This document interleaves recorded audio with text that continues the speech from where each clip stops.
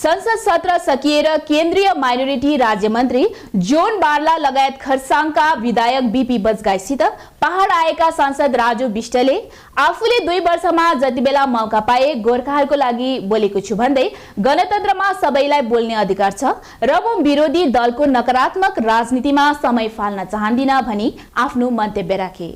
यसै अवधि राजु विष्टले यो आउँदो 4-5 दिनमा त्रिपक्षीय वार्ता सुरु हुने र त्यसको निम्ति पहाडको सबै राजनीतिक दलहरू एकै मञ्चमा आएर वार्ता गर्नुपर्ने भन्दै उनले भारत सरकार हाम्रो माग प्रति सकारात्मक रहेको कुरो पनि बताएका छन्। डेमोक्रेसी में हर एक को अपनी बात रखने का, हर एक को अपनी आवाज उठाने का और ये सब अधिकार सबको मिलता है, लेकिन मैं अपनी प्रशंसा स्वयं करूं ये ठीक नहीं लगता। बाकी जो नेगेटिव राजनीति से प्रेरित हैं या टीएमसी के साथ जो डायरेक्टली इनडायरेक्टली मिले हुए हैं,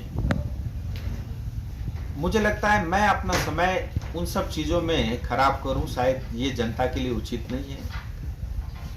इससे पहले भी बहुत सांसद दार्जिलिंग में हुए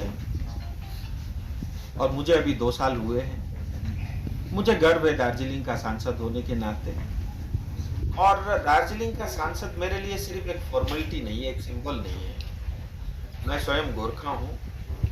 मैं चाहता हूँ 1.5 करोड़ गोरखाओं के साथ न्याय होना चाहिए। 2 साल आज तक जब भी मुझे मौका मिला मैंने अपनी बात रखी, रिकॉर्ड में भी सब मौजूद है। कोई व्यक्ति अगर ये कहे कि पार्लियामेंट में 0 ओवर या 377 में बोलना ठीक है नहीं है, लोगों के अपनी अपनी बात हो सकते हैं, लेकिन पार्लियामेंट में कोई भी बयान देना, जोन बाला जी हमारे बीच में मंत्री बन के बैठे हैं, उनको ही पता है, बहुत आसानी से नंबर नहीं लगता, लॉटरी होती है। और कोई भी विषय पार्लियामेंट में विषय रखना उसकी अपने आप में गरिमा होती है। अगर कोई व्यक्ति उसको 0 ओवर करके उसकी अवहेलना करता है, मुझे लगता है लोकतंत्र के सबसे बड़ी मंदिर का ये अपमान है। और सुमेरु मंच में खड़े होकर भाषण देना और गोरखालैंड की डिमांड करना एक विषय रहता है, लेकिन वही विषय पार्लियामेंट में आप उठाते हो उसकी अलग एक गरिमा होती है। और मुझे लगता है उससे पवित्र कोई स्थान लोकतंत्र में जनता की आवाज उठाने का नहीं हो सकता। खैर, जैसा मैंने कहा, लोकतंत्र में हर व्यक्ति अपना बात रख सकता है, उसको रखना भी चाहिए, और जरूरी नहीं कि हर बात हर लोग मेरे से सहमत हो।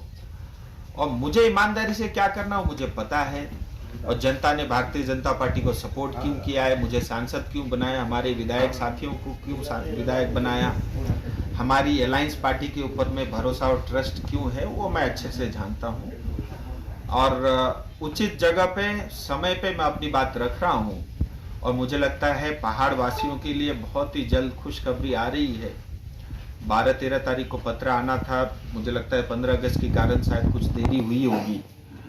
2-4 दिन के अंदर में मैं ऐसा मानता हूँ पत्र आ जाएगा, ट्राइपेटा टॉक स्टार्ट होगा। लेकर के पॉलिटिकल पार्टी लेकर के हम सब मिल करके अगर टॉक्स करेंगे इसका समाधान निकल सकता है। भारत सरकार देने के लिए तैयार है, लेकिन अगर हम आपस में ही विभाजित रहेंगे, खंडित रहेंगे, टुकड़े टुकड़े अलग अलग होके रहेंगे, तो मुझे लगता है फिर बहुत मुश्किल आएगी।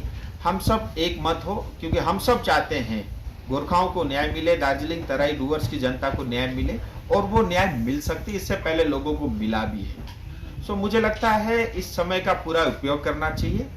मैं तो ये चाहूँगा आपके माध्यम से किसी के भी जनता के कोई सवाल हो, सजेशन हो, कोई सुझाव हो, मैं उसका एकदम आदर के साथ, उसका सम्मान के साथ मैं चाहूँगा वो आए।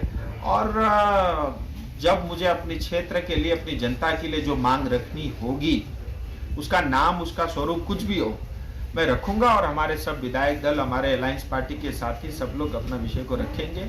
और आज हमारे लिए गर्व का विषय है कि दार्जिलिंग तराई डूवर्स क्षेत्र से ही हमारे सांसद मंत्री बन के यहाँ आए हैं, करसंग में हमारे कार्यकर्ता अलायंस पार्टी के साथियों से मिलने के लिए। मुझे लगता है गर्व का विषय है, और मैं जोनदा मेरे बड़े भाई भी हैं, मैं उनसे भी अपेक्षा करता हूं कि हमारे जितने भी मुद्दे हैं उनका पूरा समर्थन रहेगा, और उन्होंने किया भी है। पार्लियामेंट में इन्होंने भी अपना विषय गोरखाओं को लेकर के रखा है। मुझे लगता है ये विन विन है और ये अच्छा समय है। गोरखाओं को न्याय मिलना चाहिए। अब तक जो है हिस्ट्री में ये किया या हमने इतना त्याग दिया, बलिदान दिया, भाषणबाजी बहुत हुई है। मुझे लगता है धरातल पे कुछ उनके लिए करने का ये अवसर है और हम उसको जानेंगे। बेटा जी डेवलपमेंट मतलब मैंने जैसा बताया, लोकतंत्र में हर व्यक्ति स्वतंत्र अपनी बात रखने का, और नॉर्थ बंगाल में खास करके ये सब मुद्दे इसलिए आते हैं, यहाँ के लोगों को डिप्राइव करके रखा है। जैसे डोजर के नीचे दबा नहीं देते सड़क को, ऐसे दबा के रखा है, तो इसलिए इस तरह की आवाज उठती है। और जहां तक जो है दार्जिलिंग तराई डूवर्स का विषय है, दार्जिलिंग का विषय, गोरखाओं से जुड़े हुए समस्या का विषय है, हमारी पार्टी ने उसको संकल्प पत्र में लिखा है। तो मैं ऐसा मानता हूँ वो हमारे लिए प्रायोरिटी है, क्योंकि इतनी बड़ी विश्व की सबसे बड़ी पार्टी अपनी मैनिफेस्टो में 19 में 21 में रिपीट करके उसमें छाप के अगर आपको दिए है, वो एक आश्वासन है। और हमारा संकल्प पत्र कोई कागज का टुकड़ा नहीं है। आप इतिहास उठा के देख लीजिएगा, पिछले 7 साल में जो कहा वो हुआ है, चाहे 370 हो, चाहे 35 हो, राम मंदिर का शिलान्यास शुरू हो गया है, बोरोलिन की समस्या थी उसका समाधान हुआ है। तो मुझे ऐसा लगता है कि हमें भरोसा रखना चाहिए। और दूसरी बात मैं कहता हूँ, मान लीजिए एक बार को अगर हम ये कहते मोदी जी नहीं करेंगे, तो आप अच्छा ही किया है, संकल्प पत्र में लिख के दिया। 15,000 जम्मू कश्मीर रहने वाले गोरखाओं को डोमिसाइल मिला। आज आप आसाम में देखिए, जैसे बीजेपी की सरकार दूसरी बार आई, वहाँ पे 4 डिस्ट्रिक्ट के अंदर में उनको जो है अधिकार मिला है। उनकी आइडेंटिटी को इश्यूज को जो है काफी हद तक उन्होंने रिजोल्व किया है। तो मुझे लगता है ऐसे बहुत बड़े बातें सिर्फ कहने से नहीं होती, और भारतीय जनता पार्टी उसको करती है। और देखिए, मैं पॉलिटिशियन से पहले मैं एक जो है आम इंसान हूँ, और उससे भी पहले मैं गोरखा हूँ। सो मेरी समस्या मुझे पता है, और मैं उचित समय पे रखता हूँ, आगे भी रखता रहूँगा। इसलिए तो राजू जी जनता पूछ रहा है मोदी इसका समय लगता है। आप ये कहेंगे राम मंदिर 500 साल से चल रहा था, हो गया ना समाधान। अब इसका अर्थ ये नहीं है कि 500 साल वेट करना पड़ेगा।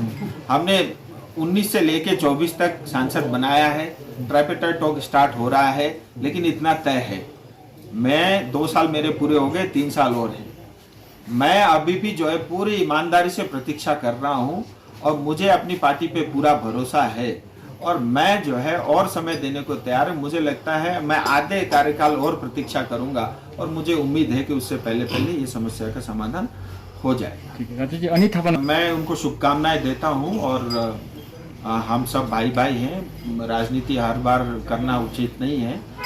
हर व्यक्ति स्वतंत्र है अपनी राजनीति करने के लिए, पार्टी खोलने के लिए। फिर मेरी ऐसी कोई इच्छा नहीं है, और मुझे उनको शुभकामनाएं।